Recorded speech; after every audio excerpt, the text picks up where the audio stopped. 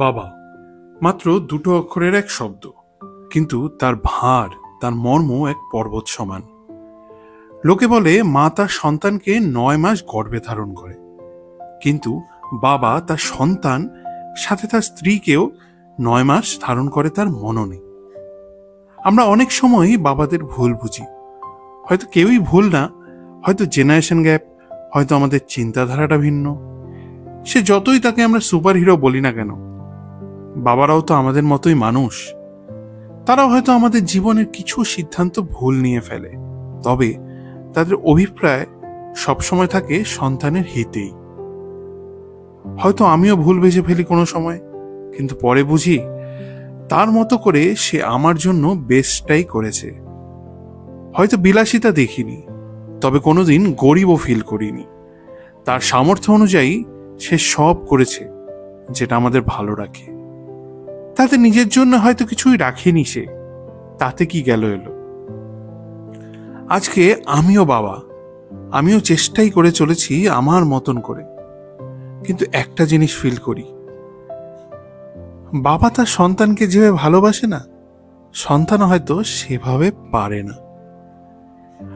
কখনো বাবার পাশে না হেঁটে একটু পেছনে হেঁটে দেখো, দেখবে বয়সের ভারে কাঁধটা একটু ঝুঁকে গেছে, হাঁটাটাও ততটা স্বতঃস্ফূর্ত নয়।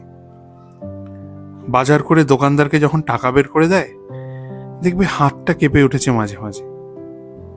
আমরা এখন যারা লেট 30s আছি, তাদের কাছে এই ব্যাপারটা খুব কষ্টের। আস্তে আস্তে চোখের সামনে সেই শক্ত সমর্থ লোকটাকে দুর্বল হতে দেখা।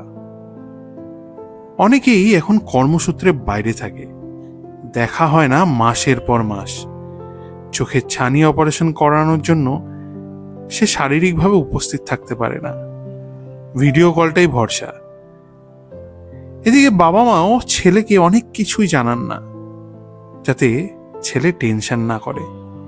সে তাদের যতই কষ্ট হোক, ওনারা চান না যে তাদের সন্তান কষ্ট পাক।